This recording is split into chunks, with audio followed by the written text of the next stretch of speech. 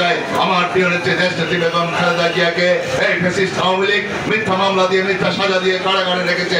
তার মুক্তির জন্য আন্দোলন চালিয়ে গিয়েছি, কখনো ঢাকার রাজপথে, কখনো বরিশালে, কখনো ভোলাতে, বিভিন্ন পর্যায়ে আপনারা বিভিন্ন সময় আপনারা দৌড়ে ছুটে গিয়েছেন। বরিশালে, ভোলায়, ঢাকায় মহাসমাবেশে সর্বোচ্চ উপস্থিতি ছিল আমার চরপেশন মনপুরার আমার নেতা কর্মীরা। আমি কৃতজ্ঞতা জানাই আমার নেতৃবৃন্দকে, আমার কর্মী ভাইদেরকে। এই আওয়ামী লীগের ফ্যাসিস্ট আওয়ামী লীগের বিভিন্ন ভাবে তাদের ভয় ভীতি উপেক্ষা করে তারা আমার আন্দোলন সংগ্রামে আমার প্রিয় নেত্রী দেশনেত্রী বেগম খালেদা জিয়াকে মুক্ত করার জন্য এবং ফ্যাসিস্ট এই মাফিয়া সরকারকে উৎখাত করার জন্য আমাদের প্রিয় নেতা, আমাদের আগামী রাষ্ট্রনায়ক জনাব তারেক রহমানকে বাংলাদেশে ফিরে আনার জন্য আমার নেতা কর্মীরা সার্বক্ষণিক ভাবে আমাকে সহযোগিতা করেছে।